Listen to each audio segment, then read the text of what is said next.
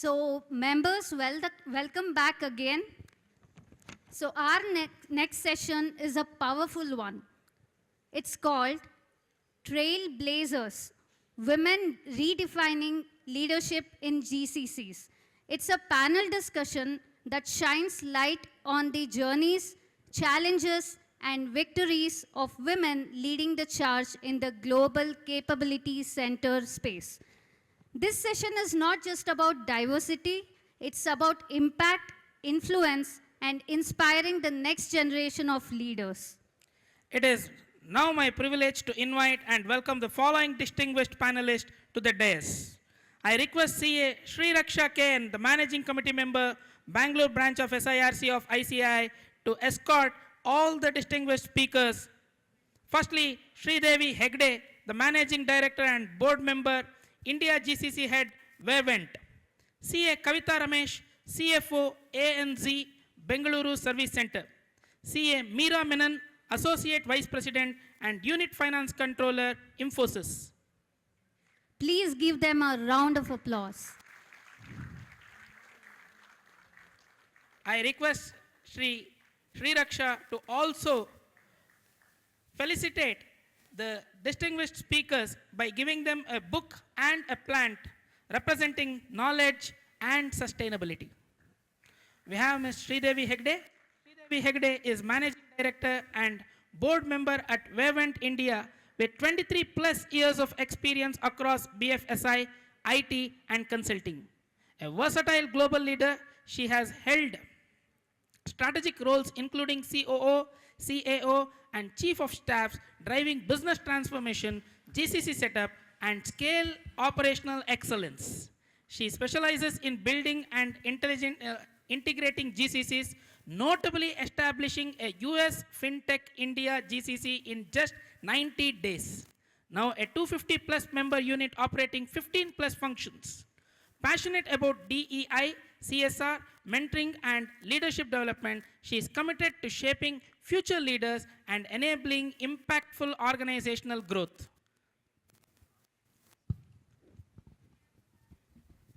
And we have with us CA Kavita Ramesh. She is an accomplished chartered accountant with 25 years of progressive experience in finance, specializing in finance controllership and leadership roles within financial services organizations. Her career encompasses a comprehensive command of core finance functions, including financial accounting, taxation, treasury, payroll, accounts payable, financial planning and analytics, finance systems, company secretarial matters, and corporate social responsibility. She brings an entrepreneurial perspective from a successful 3-year venture, enriching her ability to drive business value and operational excellence. We welcome you, ma'am. We have another distinguished speaker, Meera Menon, who is a chartered accountant with nearly 20 years of experience in finance. As Associate Vice President and Unit Financial Controller for the $4 billion communication, media and technology unit at Infosys, she has led the key functions including revenue assurance, vendor payables and P&L analytics. Meera specializes in strategic planning, market analysis and investment identification. She is known for inclusive and influential leadership. She also excels at building high-performing teams, forecasting innovations, and driving change management in complex environments.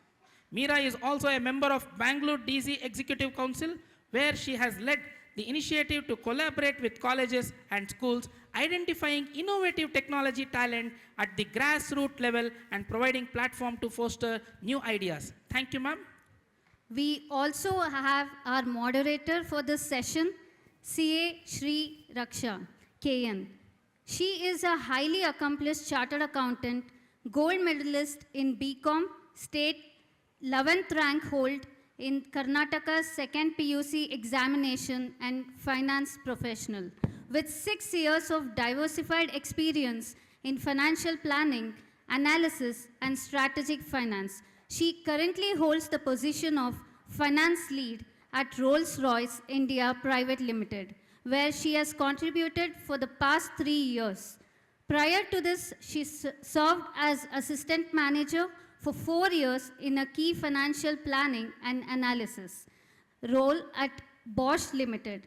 CA Sri Raksha has demonstrated strong commitment and leadership within the professional community, particularly through her involvement as the managing committee member, ICAI Bangalore branch 2024 to 2028.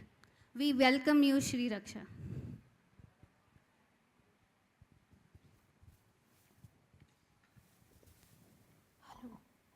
Hello. Yeah. Good afternoon, everyone. Hope you had delicious lunch. So, I'm CA Sri Raksha. Our panel today features exceptional women trailblazers who are shattering glass ceilings and creating pathways for others across finance, technology, and social enterprise. Women in the GCC are challenging conventions, pushing boundaries, and driving innovation. Their contributions are expanding opportunities, strengthening institutions, and inspiring the next generation to aspire higher. Today, we will explore their journeys, their challenges, and the lessons they have learned along the way. Most importantly, we will hear their insights on how organizations, policymakers, communities can ensure that talent, regardless of the gender, has the space to thrive. So let's start with our panel questions. So first question, maybe I can ask Ms. Sridevi to take up this. GCCs are often characterized by managing global stakeholders, rapid scaling, and specialized talent. What specific skills or mindsets have the leaders in the space demonstrated to successfully make the shift from operational oversight to the strategic value creation? Good afternoon, all. Namaskara. Thank you, Sri Raksha, for the question. First of all, it's a privilege to be on this stage, and CA folks are not far away with me because the reason is I have a CA at home, and I'm a half-baked CA. So, said that, coming to the question, it's about the leadership mindset. I think everybody has already evolved to be, and I have seen a lot of leaders, having a lot of triads who come up with this. I'll just narrate which are the skills which I think is important and which is taken from strategy, turn from the operational mindset. With my own example, during the introduction, they just mentioned, right, I built the GCC in just 90 days. That's true, and let me tell you the journey with the skills which enable me to do that. First thing is ownership. Like this year age leaders, I'm seeing that they definitely own the things when they pick up, in any field for that matter. So what I did when this organization approached me is, I took the ownership of completely building it single-handed. Like from incorporation to facilities, to hiring, to leaders hiring, to transitioning, even up until now to create COEs, which is like a fast-track pace of a maturity curve, which usually GCC goes through, which you might have heard in the previous session by Smita, right? So what it takes is the ownership. You should have that startup mindset that yes, you can do, and it is for the greater good of the organization, but yes, what you can bring in here, first thing. Second thing, agile execution. Means, I can say this proudly, I could get the SEC approval in mere 20 days. How? You are thinking that if you have to start your organization, how fast you're going to set it up and how fast you're going to make it operational. Simple, right? So that leads to that agile execution. And while we were transitioning, maybe we have transitioned about 200, 300 process. But the first delivery, which got that edge, right, to the US team was within 60 days. Means, look at the agility of transitioning, setting up, and also delivering. Okay? Then the third one is cross-culture. when I talk about cross culture, how important it is, like, we work in either India-based organizations or global organizations. The culture is very important. And how you bridge the gap, being a leader is very critical for the success of the organization here. So that's what I did. To give on records, our organization, 99% has had no experience to work with India or outside US, the leaders.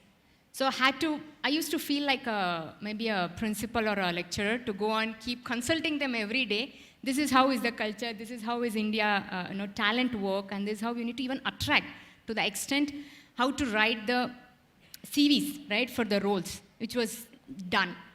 So that comes like, cross collaboration and making them understand. As well, you're going to bridge that gap initially, so that goes a long way. When you bridge that gap, and not only for the initial setup, they will get that trust. So that's the third, fourth part of it, how you build it. Being a leader, that's the skill you need to always know how to build that on both the sides. You need to be like a referee. You can't be an Indian or a US board management person. That's one tip I would like to give, because that has worked for me. Then it has to be how you manage the stakeholders, because the stakeholders can be your customers, your board members, external board members, or even internal board members.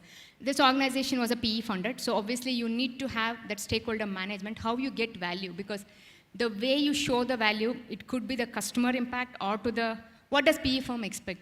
How do you make money yesterday, not today, right? So that's what you bring to table. So that is one thing which always I think a leadership should showcase. And I think maybe the last one, which I see always is you need to have a support layer with you. Means you need to have a leadership pipeline. When you are thriving and going and doing so much, you need to have a pipeline or a leadership line -1 to support you. Because you will build faster, as I did, right? But who is it to handle it? Who is going to sustain it? So sustainability also comes into picture. So these are the various things which I think has helped me with my various experience, which I always had as C-suite roles in most of my career. This has helped me long way to build this so precisely, so wonderfully, this organization. Thank you. Thank you so much, ma'am. So anybody else would like to add your views to this question? Yeah, good afternoon, everybody. So, Sridevi, I think you covered pretty much all the points about how or what it takes to be at the C-suite, and probably to add more from a finance head perspective. I think what I've seen, one of the main mistakes or something that the finance folks make is that we restrict our role into finance, right? We get into it post-mortem and then go and tell the business what can or cannot be done. So I think what is really important is to get involved at the strategy stage to kind of understand the business reason also as to why certain decisions are being taken, which first helps the business also to understand the finance perspective, and we as finance heads are also able to make that decision on what is acceptable and what is not acceptable. So that is one point which I think is very important, to be involved at the strategy stage. I think other than that, Sridevi, you have covered most of the points. Thank you. Let's move on to the next question. This one I would like if Ms. Kavita can share her views on this. GCCs require leaders to bridge cultural gaps between the parent company and the local center. What is the biggest perception, hurdle, or unconscious bias women leaders in GCCs face when seeking roles in the global C-suite, and how are they overcoming it? Good afternoon, everyone. Yes. To start, I think from yesterday and today, 2 sessions, and by now, I think everyone understands what a GCC is. GCC, if you notice, is an extension of its parents. It's different from GBS. So let's not confuse it there. Now, coming to cultural gap, what is culture? See, I represent ANZ Bank and Australian culture and Indian culture. This is where I want to start. So if you look at cultural gap, the way we interact with people, the values that we have, and our environment, our society, everything is so different compared to Australia. This is where the cultural gap starts. Now, why I start here? What does a GCC actually do?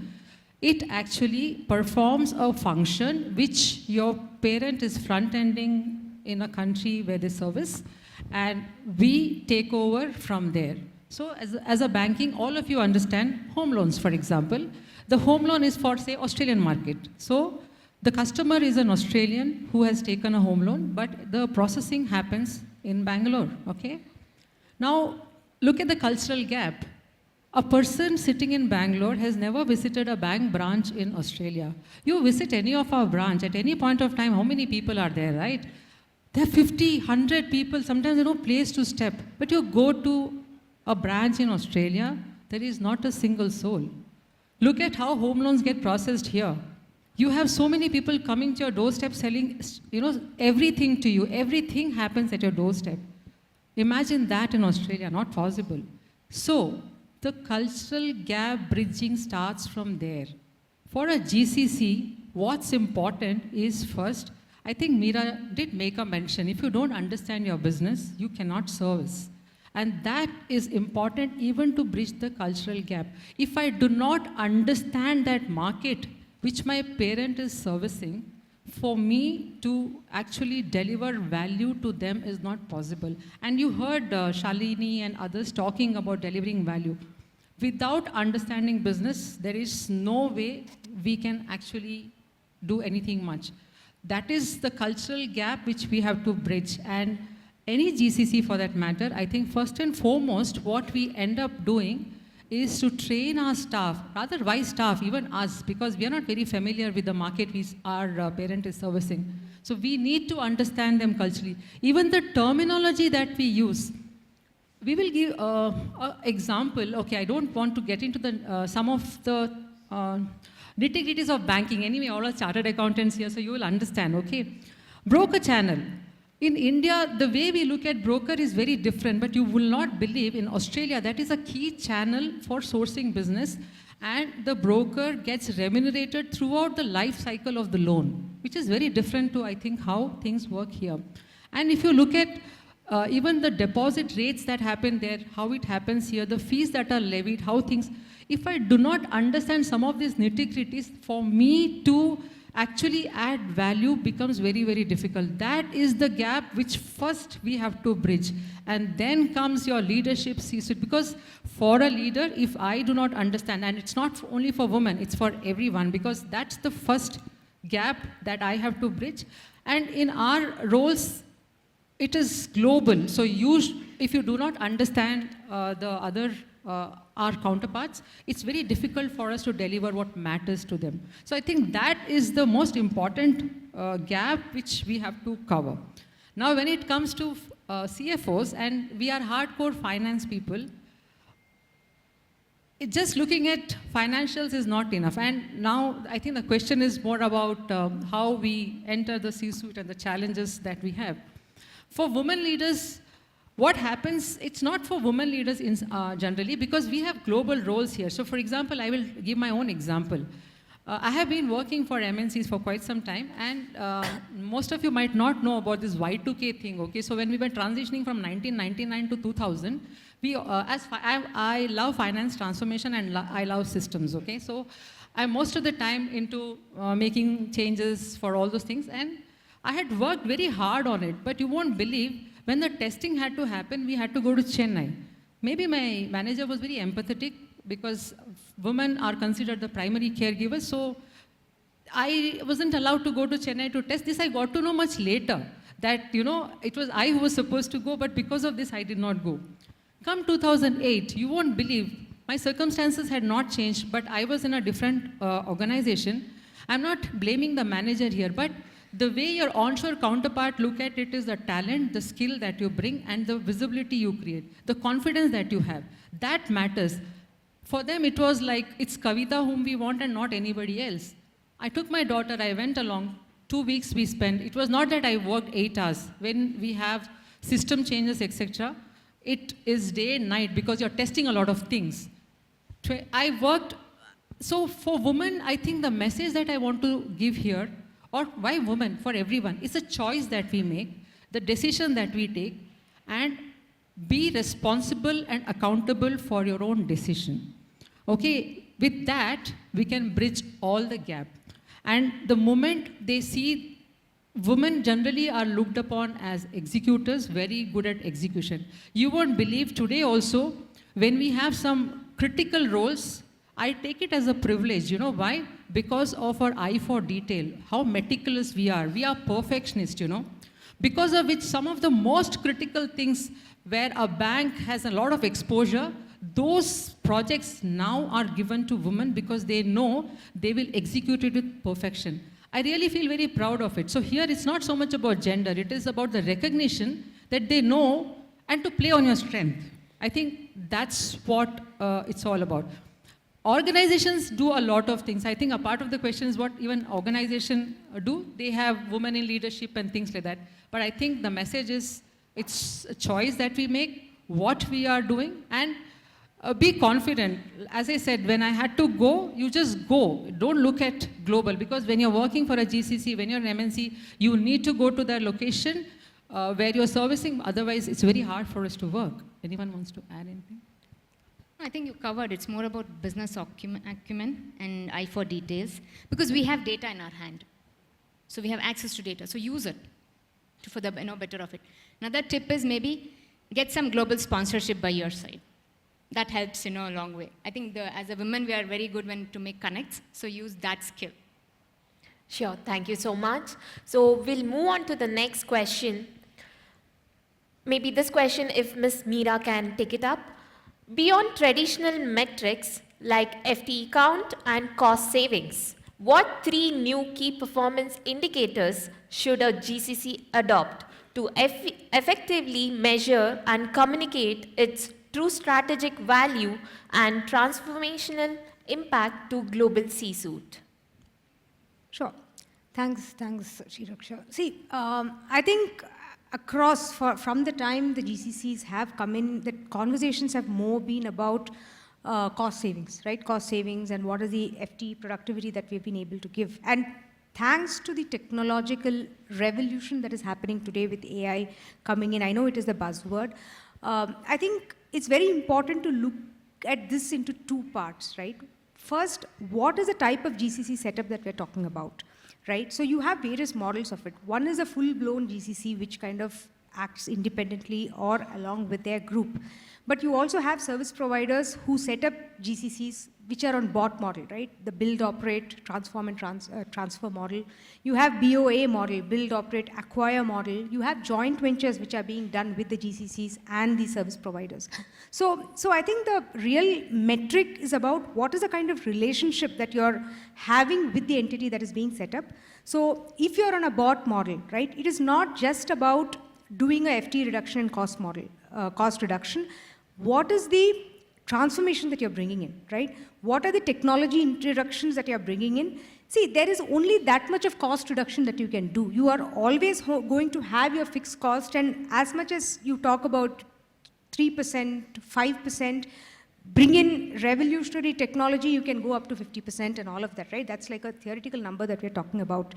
But the thing is, you can bring in that change by doing a real transformation and introduction of technology at a high level.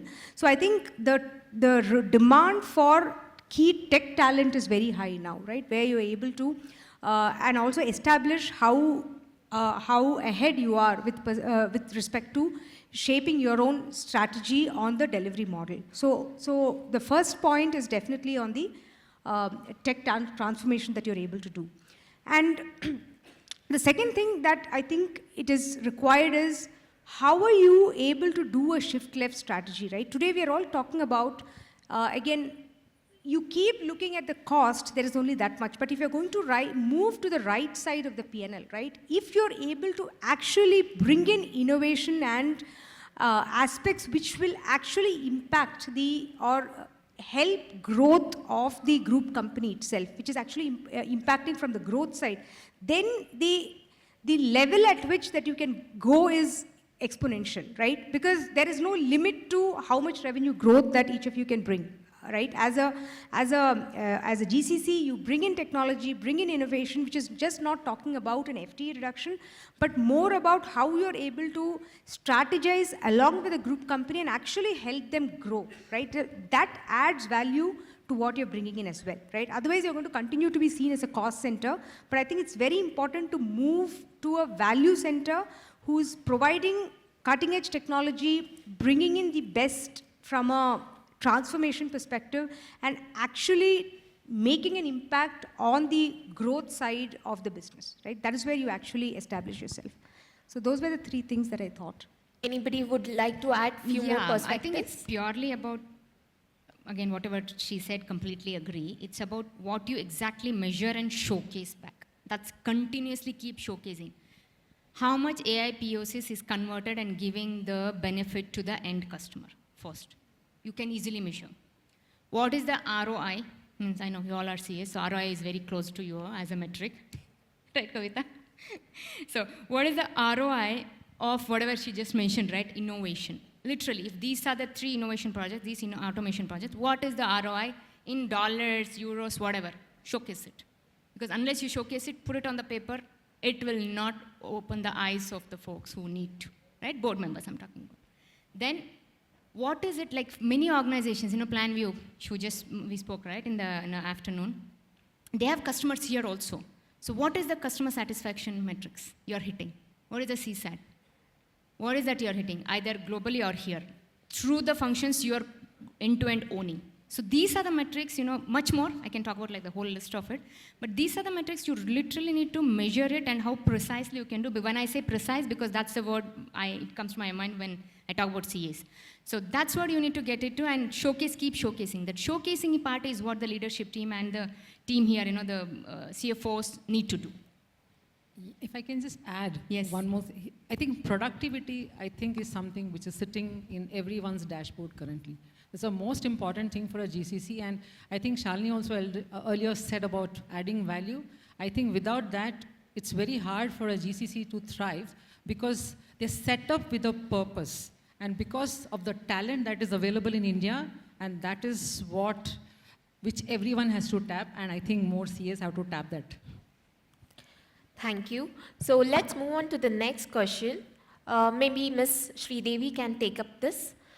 The attrition rate in the GCC space can be high, and the leadership pipeline needs constant nurturing.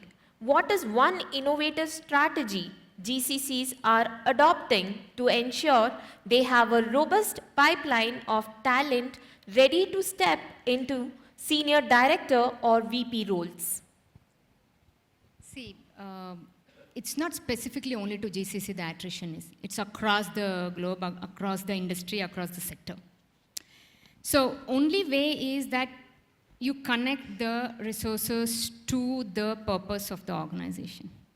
It could be very superficial when I'm talking, but it has worked. I've seen that happening with my -1s or even the juniors.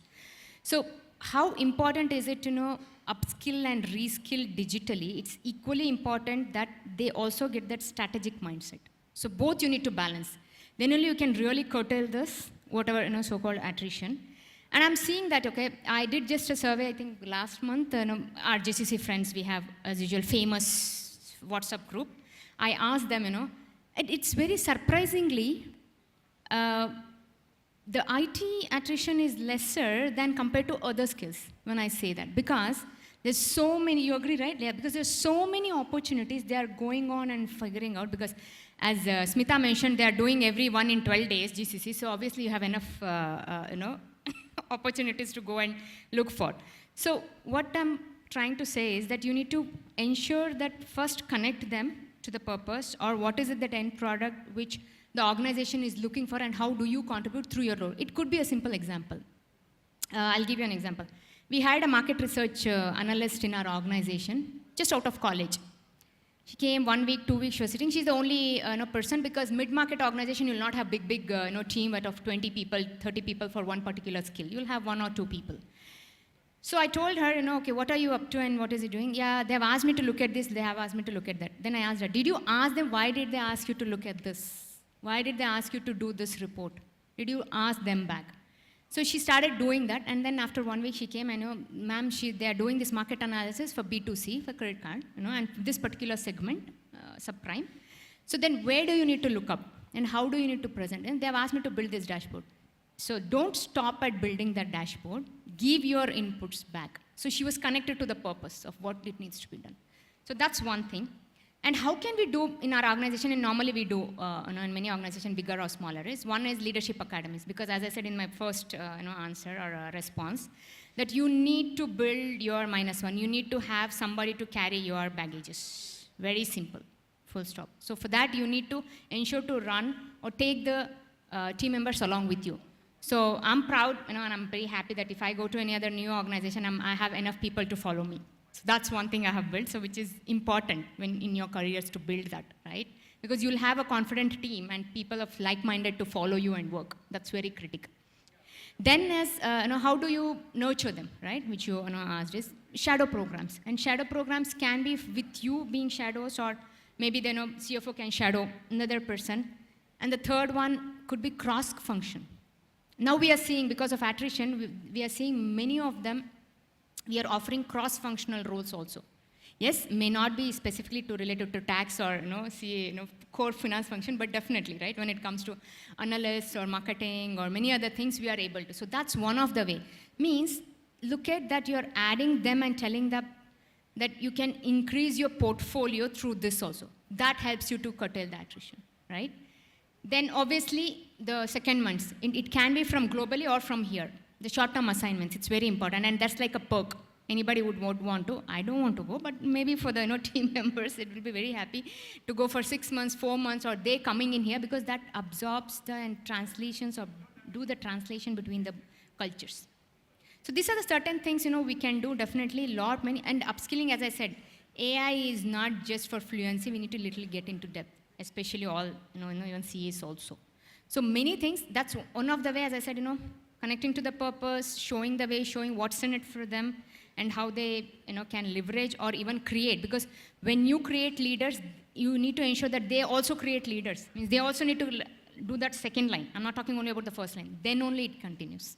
So this is how you can really curtail the talent or keep them with you. That's my view. Sure. Thank you. Anybody else would like to add perspectives? Yeah, I think you pretty much covered most of it. I think one most important thing that you covered was about giving the purpose, right? I mean, most of them, especially one in the hybrid environment that we're working in, right? Ultimately, everybody is looking at only the laptop, right? Whether you're working for company A or company B, if you're actually not speaking to your leaders, understanding the purpose of why it's being done, it's just different systems that you're working in, right? So I think that connect, understanding the purpose, and in a connect with your leaders on why you're doing certain things, that is required. And honestly, the curiosity seems to get lower and lower, right? People are glued to their laptops. So I think that curiosity has to be there to understand the purpose, and as leaders, it is our responsibility to establish that as well, so that everybody is connected and working towards a single purpose as an organization.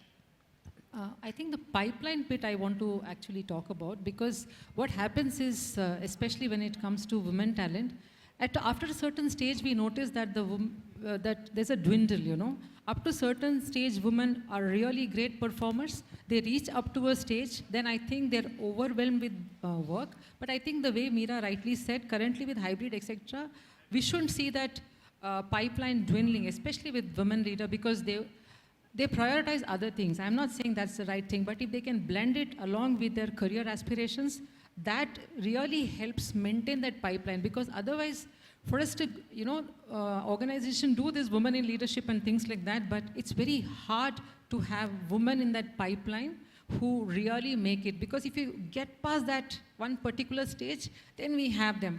Otherwise, I think that's the challenge that we see actually. Even afterwards also, because when you reach at the peak of your career, your peak at your family life also, right? They might be pursuing, like my son, like he's going to pursue medicine. So you're always at a peak in across one.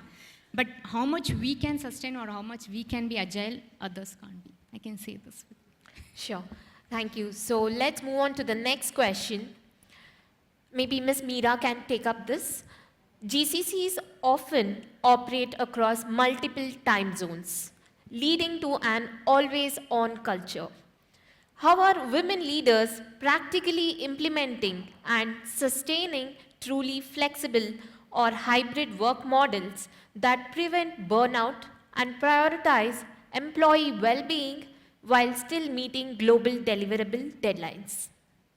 Sure, I think this is just an extension of what we talked about as well, right? So today, it is an always on mode, whether we like it or not. We have our mobiles in our hand, whether you have a laptop which has the mails, even if you shut your laptop down, you have your mobile and you're checking your mails on the mobile most of the time, right? So I think that always on mode is there. Can you actually switch off? Probably not as well, right? Because we are working in a global environment and there are multiple stakeholders that we have to interact with, and we need to keep ourselves on so that, you know, that collaboration is there across. That being said, I think that's where the hybrid actually helps as well, right? Because we are able to make those choices. In fact, the other day, there was a conversation where one of the leaders had, in a LinkedIn, there was a post which kind of said that, you know, he finds it shocking that around the 3 to 5 p.m. time, most of the women are not available, right? Because they are in the hybrid mode, they are there, the children come back from school at that time and they are taking care of the kids. And many of them are not available for meetings at that time. Interestingly, the reactions to that were actually negative, because the fact is, it is not that the work gets closed at 5 p.m. or 6 p.m. as well, right? Because people go beyond, we are available even at 10 p.m. or 11 p.m. if there are things to get closed. So I think the way it is being managed is people are able to, one, prioritize things, what is important for them at a certain point of time, and kind of segment your day according to that, right? You know your stakeholders, you know your personal life, you know what is important to you. Segment the day in a way that you're able to prioritize what is important at a point of time, right? That is one of the key things that is required. And secondly, I think there is something called where we need to draw the line, right? It is not that you are always available as well, right? While you are working with a global company, it is not that you're there to take the call at like 11 p.m. in the night or like probably even 8 a.m. in the morning, right? And people understand that. That is not looked upon as rudely. I think we need to draw the line as to when anybody and everybody is available, right? Where we are able to put our mind and actually deliver. And the third thing is outsource, right? We are talking about GCC here, but I think even our personal life requires some outsourcing at a lot of time. I mean, it's not possible for a person to manage everything. It is important for us to realize what we can do by ourselves and where we need to bring help and who can do it for us, right? That helps us in the first point of prioritizing as well. So I think these are the three key aspects that we need to remember, that while it's always on, we need to have control of when we are able to switch on and switch off, right? That's from my side. You can add in. If I can just add, I think we spoke about hybrid, but if you look at our cab services, they are there round the clock. And that is because most of the companies actually follow round the clock service. For example, Australia is ahead of us. Our shifts start maybe at 2 a.m. People start coming in and it's round the clock and our shifts get rotated. Now, follow the sun model is what organizations follow. And like Meera rightly said, we have to set our boundaries, set our expectations right, so that you're following the sun, you're available. We are all early risers because our meetings start early, our day starts early, but it doesn't mean that you are available all the time. We have a flexibility policy.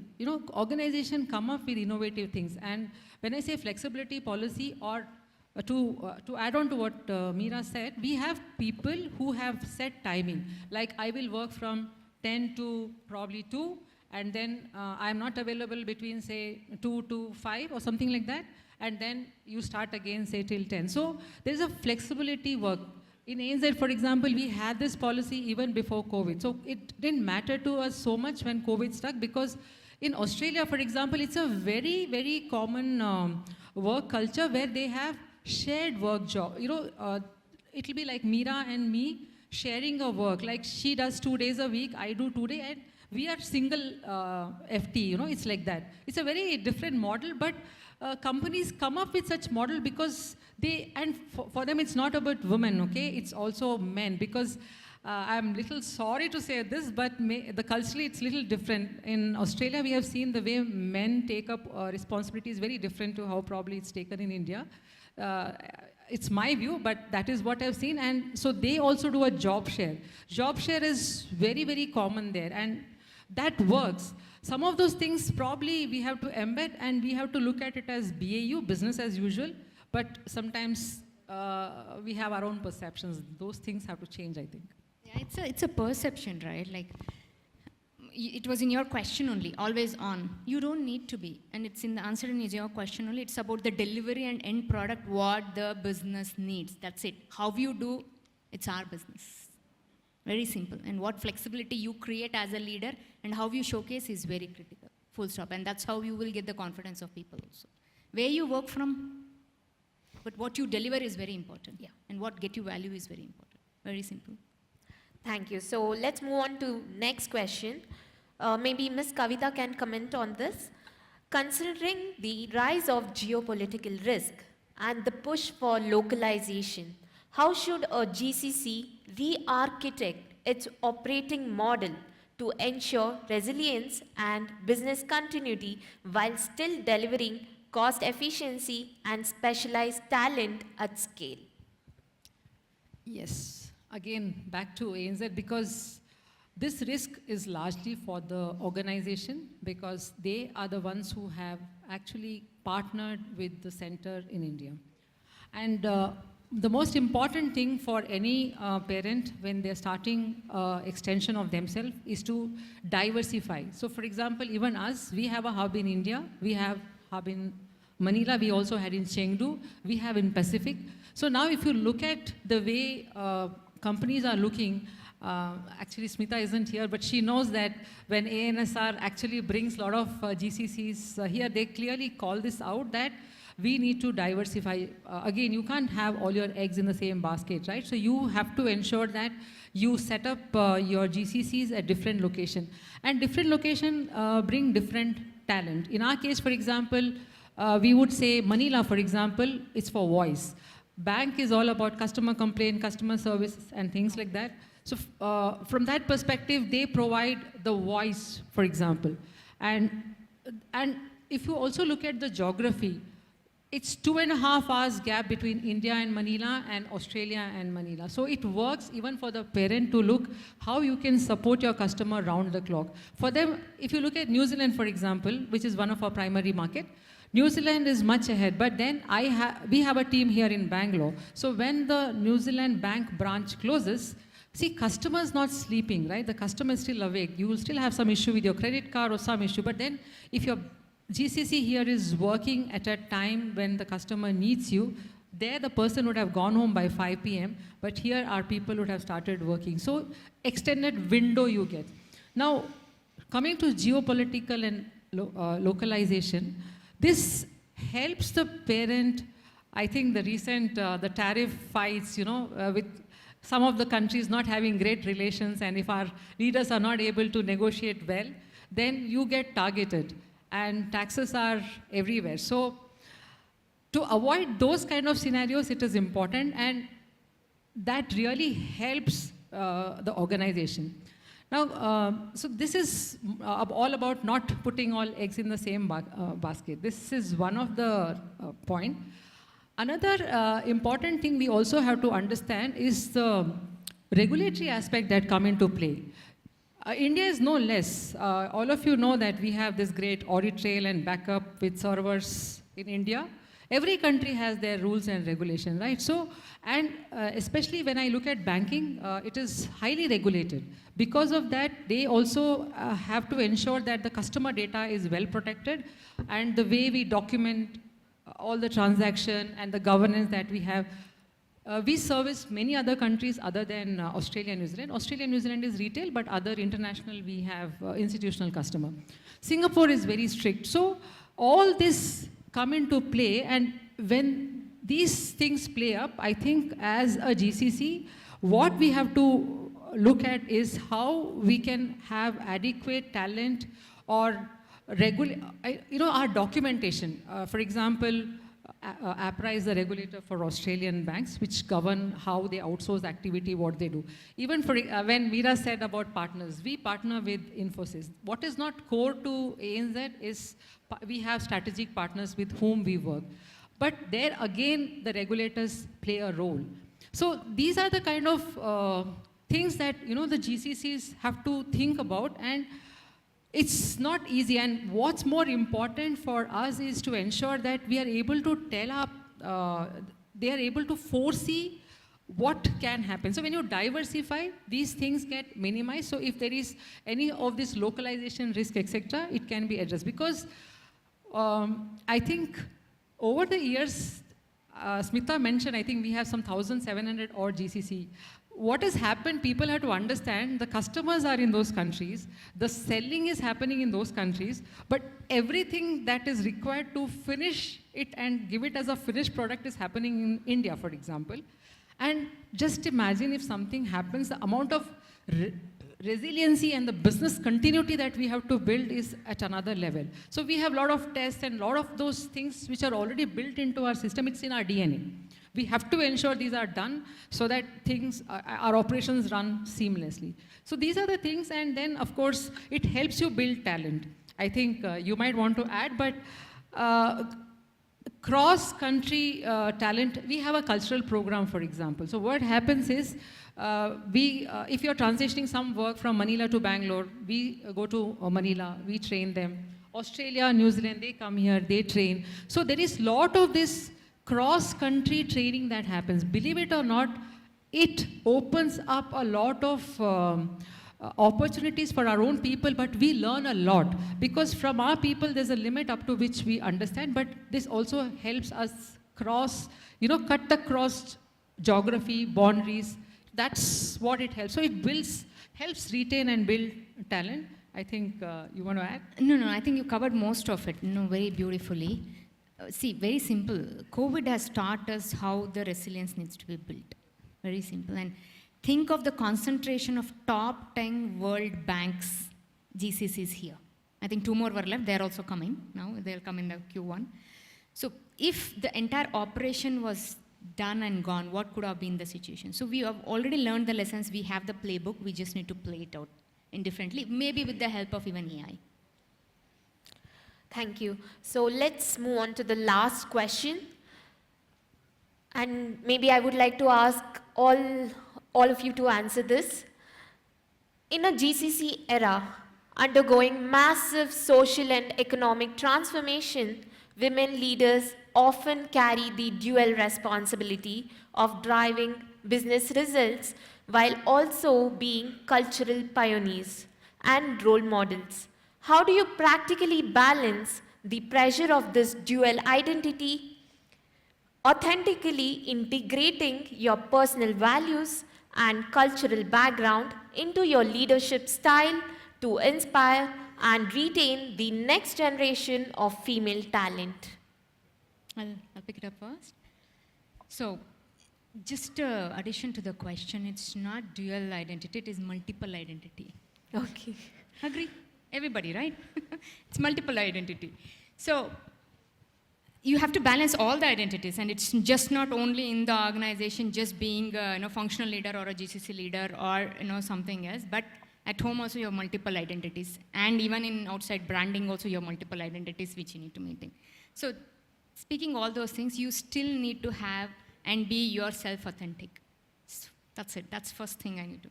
So for that, you need to be self-aware of what you are, what your strengths, and always keep taking feedback and keep learning more about yourself. It helps you a long way. Okay. Second thing is build your support system. She had mentioned, right? When everybody is outsourcing, why can't we outsource? I want an AI who can do, prepare the box for my son before 7 o'clock. That's a support system. I'm saying, why not? It can happen because I have all the prompts ready. That's one. And support system, when I say it's not only just that, house help or even the ecosystem, right? Like being she to help, right? That's important to have a sponsorship and support system. Then, women, I'm saying this, obviously for others also if you feel it, please be unapologetic and guilt-free. Full stop, that's it. That's first thing you need to be, and then only you will think big. You can do much better, I tell you. You agree? both of you, right? Then I think it's about not only just you enhancing or enabling all these skills and also portraying, ensure other leaders also carry with you, right? Other women, as you said, in the younger women's also do that. How you do that? Walk the talk. So what you do is what you showcase and what you believe. Like for example, I know tell everybody, please do yoga. If I don't do it, won't be. So I'm a yoga teacher. So I do it and then I mention to others. So do that way. And especially, as I said, she for she. That's what I aligned with. I think Sridevi's covered a lot of it, but I don't believe in dual identity. For me, it's very simple. What I am is what I am. Accept it or don't accept it. It's as simple as that. Because what happens is, from the beginning of my career, I come from an army background, very disciplined person, and discipline is ingrained in me. So that's what I am. So sometimes we try to change, but that is not you. So I think what's very important is be authentic, be humble. Humility is very important. And you know what? People, and if you're vulnerable, it's okay. If you don't know something, it's fine, no problem. Accept it. But stand for what you stand for. And I think she said, walk the talk, very, very important. We are, especially when you grow up the ladder and when you're leaders, people look up to you for suggestion. But believe it or not, you don't have answers for everything. You also need help. You need to call out for help, very important. And it's not only for women, it's for everyone. See, they say that men do not want to, show their emotions. It's fine, show it. Because don't keep it inside. Everyone has a right. And as I told earlier, it's a choice we make in our career. Make a decision and live by that decision. Don't hold others accountable for it. You're accountable for it. You have to think through it. And take complete responsibility for the decision that you made, because you chose that. Because everything that shines, we see, for example, Virat Kohli is my example, okay? When you see Virat Kohli, you see that, the fit body, the agility, everything. But the hard work that goes behind is what everybody forgets. I think we need to just remember those things and don't try to change yourself for anybody else. Be yourself. I think that's the common message, Meera. Sure, I think you didn't leave much for me to really add on. But I think the point is, one, ethics and integrity is absolutely a non-negotiable, right? Irrespective of whether it's a woman leader or a male leader.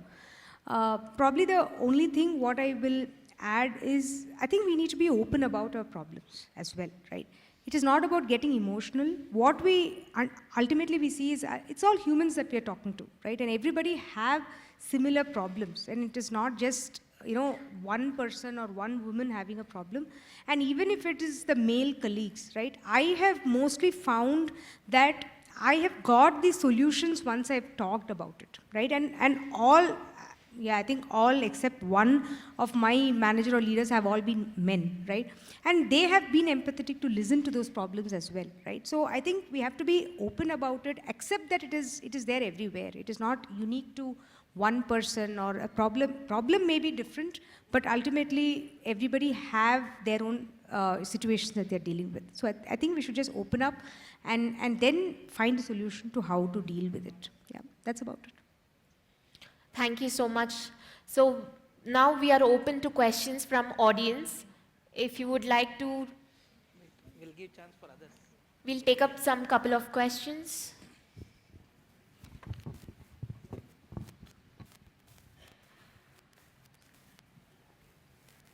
Any questions? Yeah.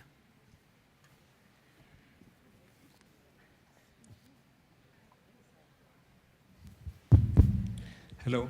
My name is Arun Balu. I'm practicing chartered accountant. We recruit, we have been very successful with women chartered accountants and ACCS or finance professionals.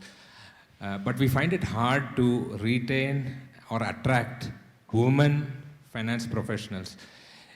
Is there any kind of policy level changes that we can do or to kind of attract and retain women talent?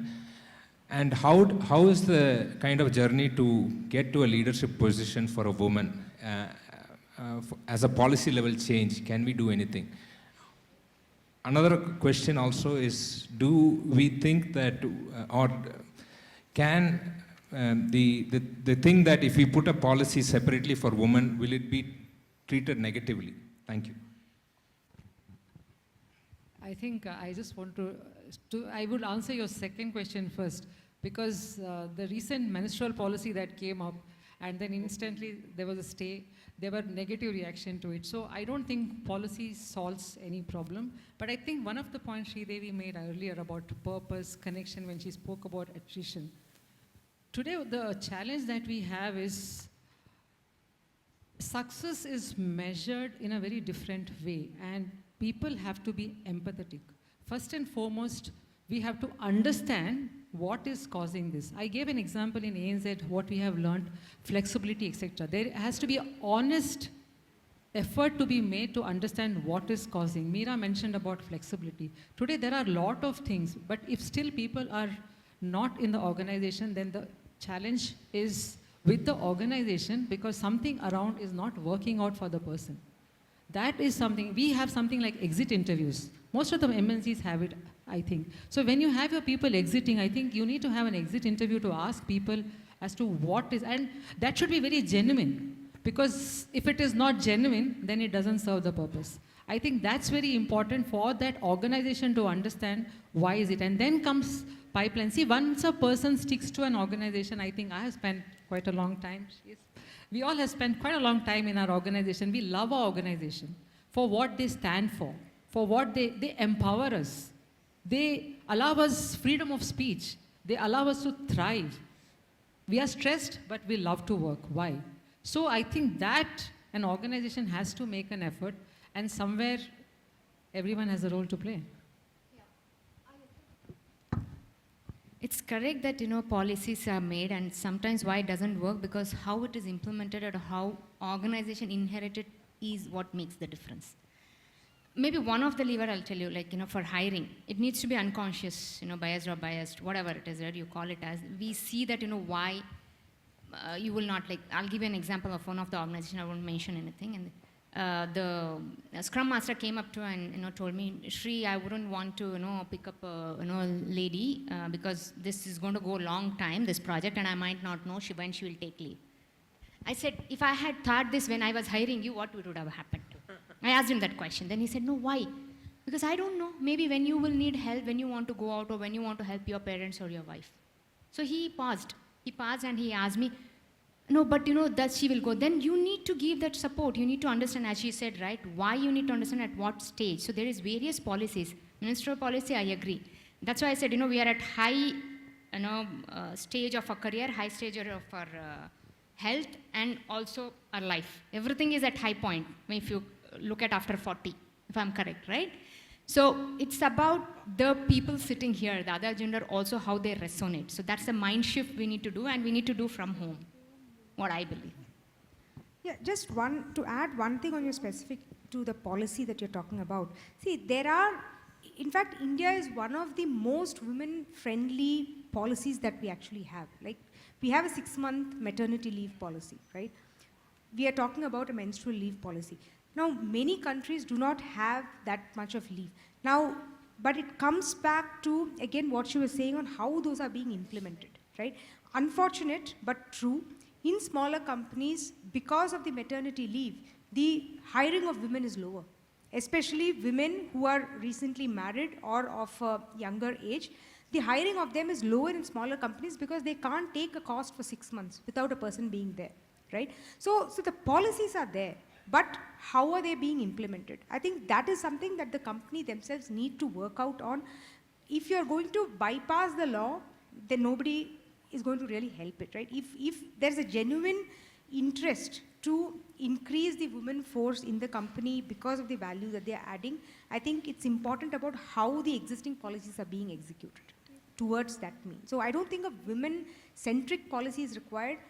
There are policies, there are law, regulations that are actually women-friendly, but we need to work towards that change management in the mindset of the people itself, which I think is happening as we go along, and execute it, implement it well.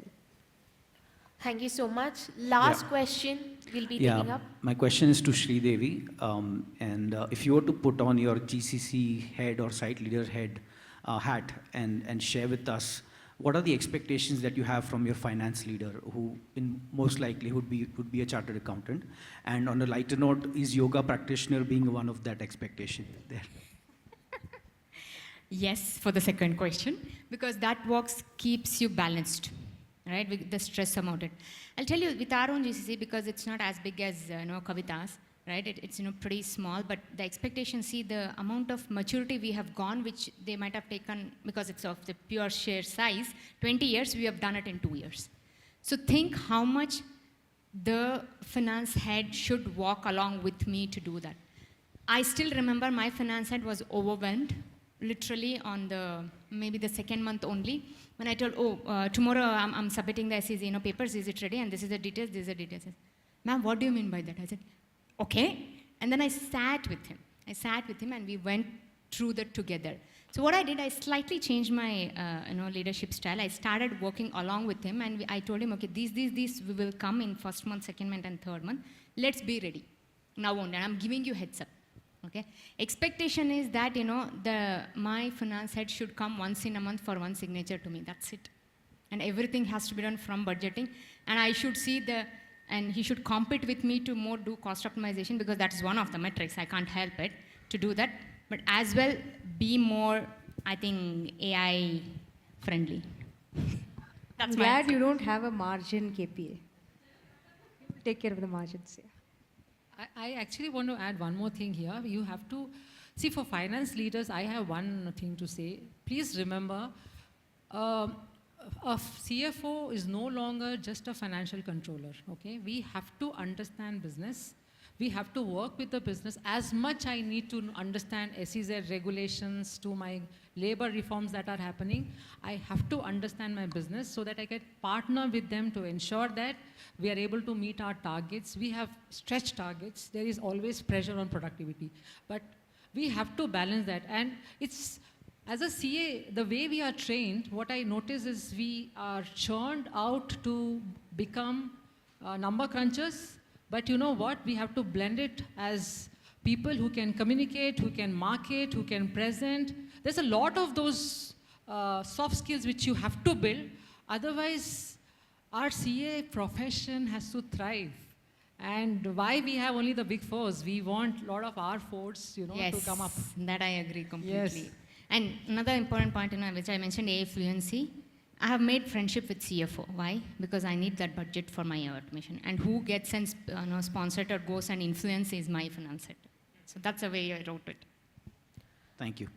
Thank you so much. So let's conclude this session. So I would like to, If I brief- may ask another question, please. Here. Yeah. Sorry. I felt this question is important. As a women leaders in your teams, not at the company level, in your teams, what is the men-women ratio? Why is it like that? I know the answer. I'm asking, why is it like that? Question number 2. What is the issue? Sorry, can you repeat? No, I can. Men issue. Men-women ratio in your teams. Men-women ratio. Yes. The second question, men and women start their career together, let's assume. Men would be, like in our own practicing firms, men would be at CFO, director, or at partner level, and women will be still manager for the best known reasons. Like we all have gone through that, like marriage, kids, that career gap, break, and all of that. How can a women cope up with this? Not in terms of potential or not in terms of knowledge, but in terms of catching up with that ladder. These are my 2 questions. Thank you. Yeah, sure. So on men-women ratio, I was just having that conversation sometime with them as well. In my team, right, at a start level, we were at 50-50, where we take in freshers, CA freshers, and it's kind of gone up to even 52 to 48, 52 women to 48 men, right? That is at the entry level, right? Unfortunately, as you grow up the ladder, that ratio significantly reduces, right? You talk about a senior manager level, probably it goes to about 30-70, 30 women and 70, and it's even lesser as you grow. That is the unfortunate part, and the answer to that lies in your second question, right? What is at an entry level today, with the kind of awareness that is there, women want to study, they want to do well, everybody is ready to start, get into a job.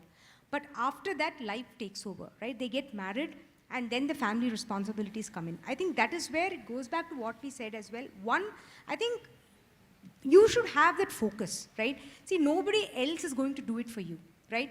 If you are very clear that I want to make a career, you will ensure that your entire system works around that, right? Unfortunately, what happens is, we women also, after marriage, family becomes a priority. We think, okay, I think I should now take care of the family. Work will also happen. Then your attitude changes, your thinking level kind of reduces. I think that is a very crucial point where we need to hang on, be very clear of what the ambition is and where we are driving towards, and then circle your entire life around it, right? And then bring in those enablers. One, your family has to support. Have that conversation with your family. See, your husband is not a different person.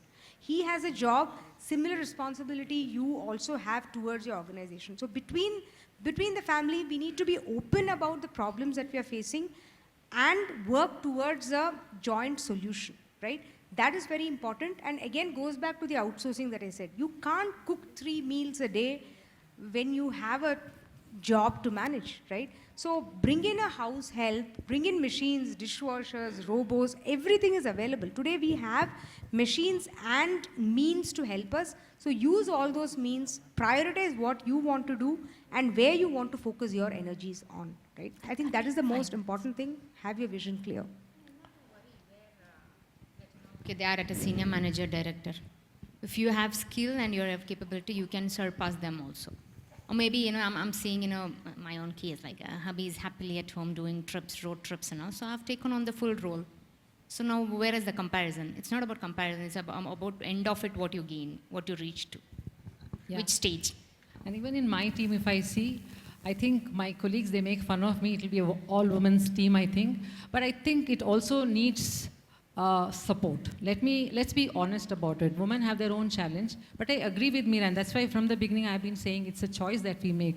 But I think women also need support, and they need someone to reiterate to them that they're capable of a lot more than what they think. And I always tell one thing to my and we have various programs, and I always tell them one thing: you will never be worse off from where you are, okay? But you give it a try.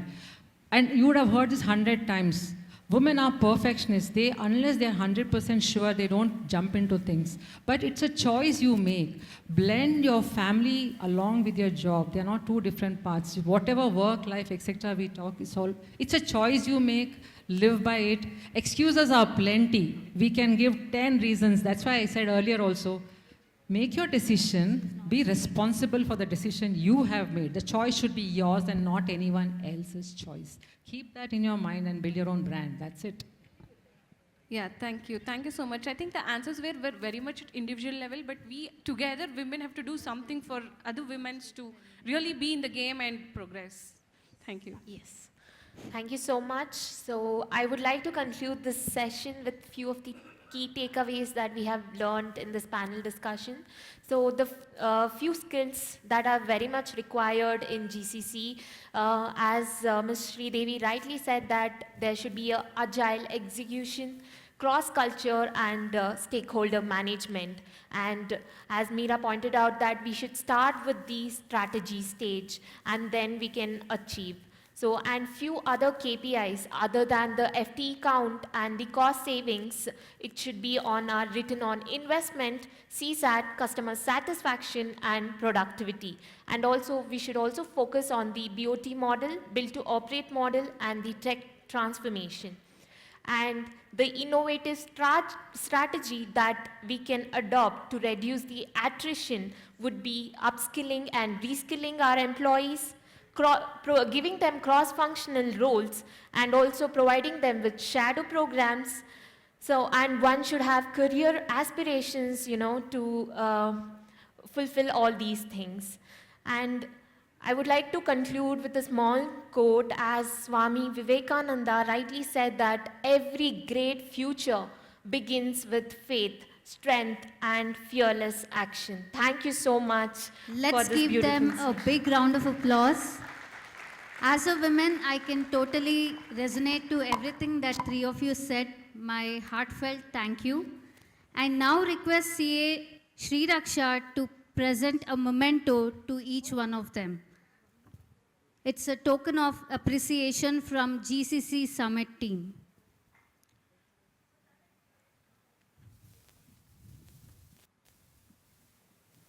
Thank you, Sridevi Hegde, Managing Director.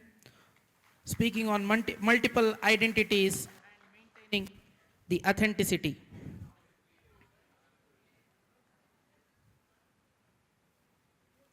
We have Kavita Ramesh. Hard work is always hard to be recognized, but it is vital for the success. And Meera Menon. Speaking on being vocal is focal. Opening up on problems is very important to solve it. Thank you, the ladies, for giving us an insightful session.